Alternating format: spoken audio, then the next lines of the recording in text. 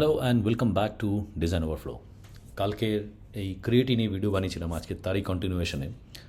আজকে যেমন এখানে লেখাটা দেখে তোমরা বুঝতে পারছো যে আমি আজকে একটা স্টাইল গাইড বানাবো, কিন্তু সেই স্টাইল গাইডটা বানাবো একটা ল্যান্ডিং পেজ থেকে।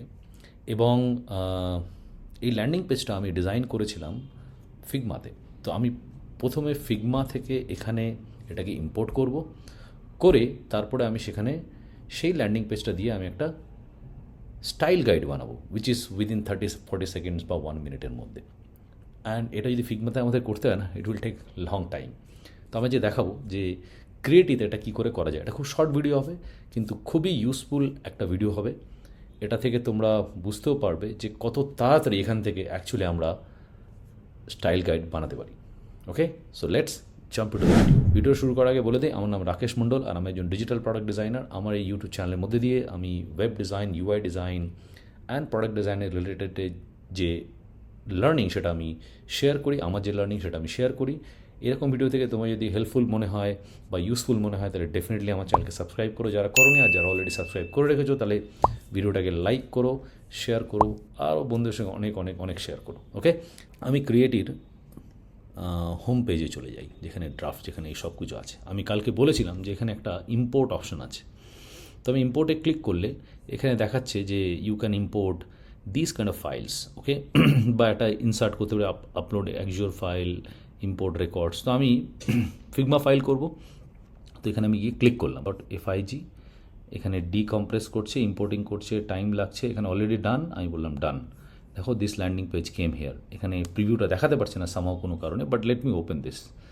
যখন আমি ওপেন করছি এটা এখানে ওপেন হবে এক্স্যাক্টলি অ্যাজ ইট ইজ, যেরকম আমার ফিগমাতে বানানো ছিল ঠিক সেম জিনিস এখানে কিন্তু নিয়ে এসে কোনো জিনিসে কোনো কিছু প্রবলেম হয়নি। যেরকম স্পেসিং, প্যাডিং যা কিছু করা ছিল, যেখানে অটো লেআউট করা, যা কিছু করা সব কিন্তু এখানে এক্স্যাক্টলি সেমভাবে সেট করা আছে।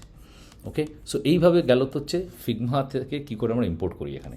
নাও আমি দেখাবো যে এখান থেকে আমার যদি একটা কোনো ডিজাইন সিস্টেম বানাতে হয় বা স্টাইল গাইড বানাতে হয়, তাহলে আমি কী করে বানাবো।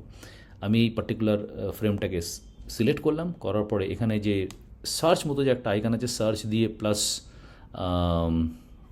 এটা দেখবে এআই টাইপের আইকন, সেখানে একটা অপশন আছে স্টাইল গাইড বিটা। আমি এখানে ক্লিক করলাম, করার পরে বলছে যে আমার এর মধ্যে থেকে কী চাই।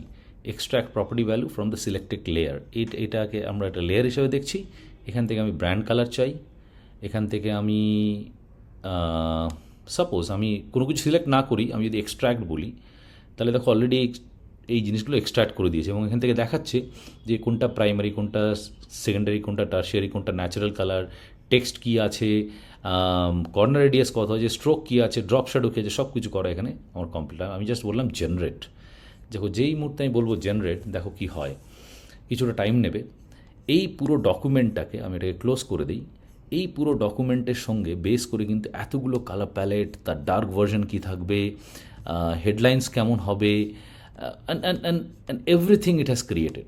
কর্নার রেডিয়াস কী দেবো, স্ট্রোকের কী জিনিস থাকবে, রেগুলার স্ট্রোক কত থাকবে, কত থাকবে না, এবং উইথ দ্য ডিটেলস।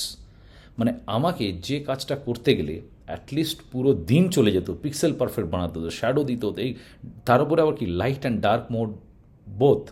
কিন্তু এখানে দেখো আমি কোনো কিছু না করে জাস্ট ল্যান্ডিং পেজটা আমি ডিজাইন করেছি, তারপর আমাকে ডিজাইন এটা বানাতে গেলে just took a simple time, একটা ক্লিকের মধ্যে through the AI it has done. তো এবার বলো যে ফিগমাতে এটা করতে কতক্ষণ টাইম লাগতো, তাই না? So this is absolutely amazing. যদি কারোর স্টাইল গাইড বানানোর দরকার হয় তো ডেফিনেটলি এটাকে ইউজ করো। ফিগমা থেকে ইম্পোর্ট করে নিয়ে এসো, এখানে ইউজ করো। এখান থেকে ফিগমাতে এক্সপোর্ট করা যায় কি না আমি এখনও ঠিক করে দেখিনি, আর এক্সপোর্ট হলেও সেটা কীভাবে হবে সেটা আমি জানি না। বাট দরকার কী আছে, এই লিঙ্কটা যদি আমরা কাউকে পাঠিয়ে দিই, সেখান থেকে পুরো জিনিসটাই নিতে পারবে, বা আমি একটা পিডিএফ ফাইল করে এখান থেকে পাঠিয়ে দিতে পারি। অ্যান্ড দ্য মোস্ট ইম্পর্টেন্টলি জিনিস দেখো এখানে ডার্ক মোডেও দেওয়া আছে। I don't need to create a separate জিনিস, মানে এফোর্ট দিয়ে আমার ডার্ক মোড করার দরকার নেই। তাহলে বুঝতেই পারছো কত তাড়াতাড়ি আমরা এত সুন্দর একটা স্টাইল গাইড বানাতে পারি within a click using creative AI platform. Okay, hopefully এই ভিডিওটা থেকে তোমরা বুঝতে পারছো যে কতটা ইজিলি এটা তৈরি করা যায়। আর এই ভিডিওটা যদি ইউজফুল মনে হয় তাহলে ডেফিনেটলি লাইক করো, শেয়ার করো, আর যারা চ্যানেলকে সাবস্ক্রাইব করোনি তারা সাবস্ক্রাইব করো। আবার দেখা হবে একটা ভিডিও নিয়ে। ক্রিয়েটির ওপরেই, বা ফ্রেমারের ওপরে, বা ফিগমার ওপরে খুব শীঘ্রই।